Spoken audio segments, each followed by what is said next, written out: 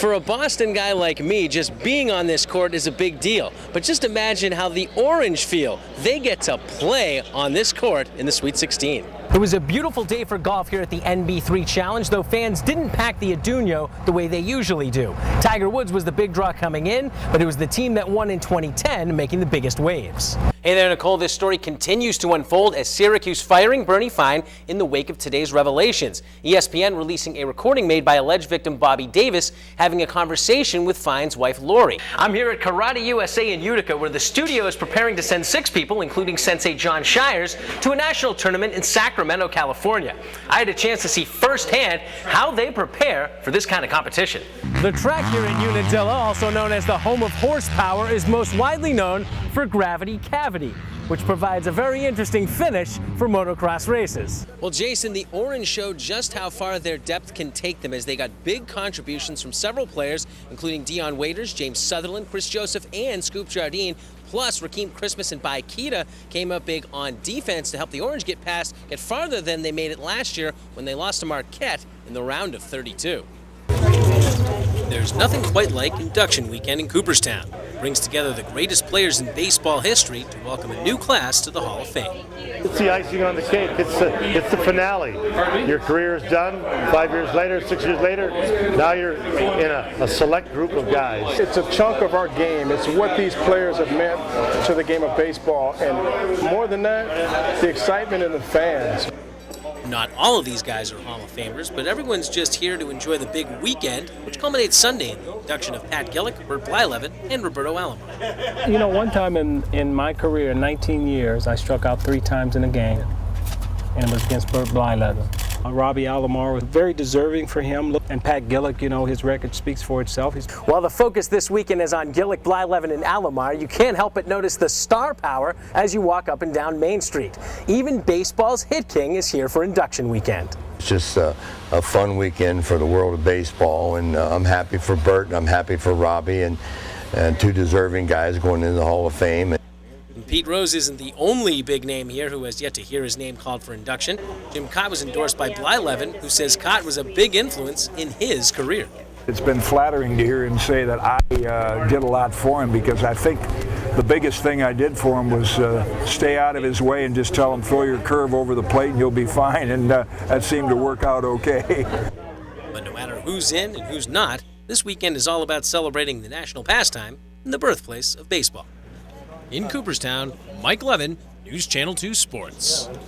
As we celebrate a new class to be inducted to the Baseball Hall of Fame and look ahead to next year, one name always seems to pop up. Pete Rose, who is in Cooperstown this weekend. The Major League's all-time leader in hits is still under a ban dating back 20 years for his past gambling transgressions, including those in which he played and managed. But many people feel that Charlie Hustle has done his time and that those transgressions were nothing compared to the guys in the steroid era. Will he ever get in? Well, that remains to be seen, but if he did, Rose says it would be a dream come true. You know, anybody would like to be the Hall of Fame. It'd be the biggest thing that ever happened to anybody, and I'm in the same boat as everybody else, and if it ever happens, I'll be the happiest guy in the world. If it doesn't happen, I have nobody to blame but myself. I'm the one that made the mistake, and I'm not going to sit here and complain about this guy or that guy, because you know, up till now, I'm the reason that I'm not here. And it's just one of those things that I wish I could reverse it, but unfortunately I can't. Now, News Channel 2 Sports with Mike Levin. Good evening, everyone. In preparation for next week's visit to the Odd by the Harlem Globetrotters, former Siena star Tay Firefly Fisher went to a pair of local elementary schools to teach kids about the team's cheer program. Needless to say, the Firefly was a hit with the kids I saw in Deerfield.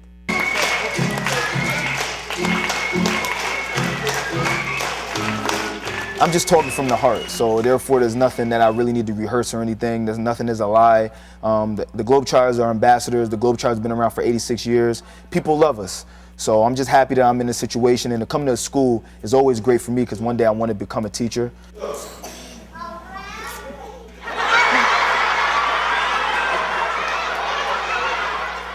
As a young kid, I never had a chance to see the Globetrotters. I have to let them understand the reason why I'm here today is because I never stopped working hard. I never gave up. And as much as I can, you know, I like to make sure that the kids understand what's going on, and hopefully they can be successful as well. Oh, you're right. There is 2 E's. I grew up in a pretty rough neighborhood. It was hard for me to even get into college, but I just kept working hard. And I feel like being a mentor, being a role model, becoming a teacher, even a globetrotter, that I got to connect to the kids early. I feel like if you do it early, such as at the elementary level, that eventually they'll get it later.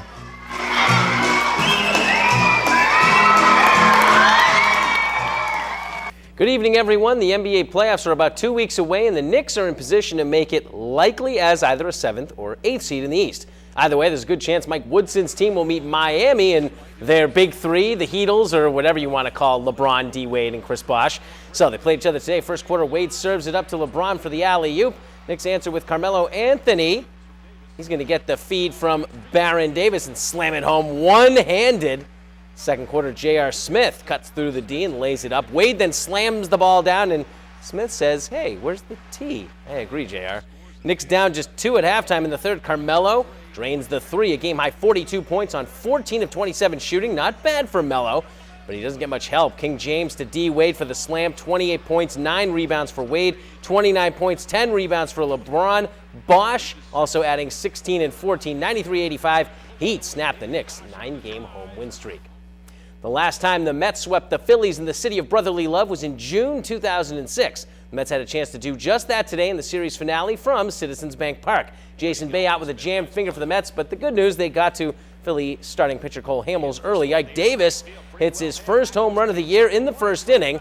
That gives the Mets a 2-0 advantage. Hamels settling down after that gets Ruben Tejada looking at strike 3 to end the 5th inning. 10 Ks in 7 innings for Hamels. Game tied at 2 in the 7th when Lance Nix puts Philly on top. A shot to the left field corner off Ramon Ramirez. Scott Hairston can't get there. It's an RBI double scoring Hunter Pence. Mets bullpen gave up 7 runs as the Phillies avoid the sweep at home 8-2. Beautiful day at Yankee Stadium yesterday, but nothing was beautiful about the performance of starting pitcher Phil Hughes, who was rocked for 6 runs on 8 hits by the Angels. Yankees' 4-game win streak was snapped in their 3-game series with LA tied at a game apiece. These same 2 teams will square off in the rubber match tonight on national TV, with Ivan Nova set to take the mound with a chance to win his 14th straight start. The last Yankee to do that, Whitey Ford, in 1961. The NASCAR Sprint Cup was back in action last night for the first time in nearly 2 weeks. First regularly scheduled primetime race of the season. The Daytona ended up there just because of rain.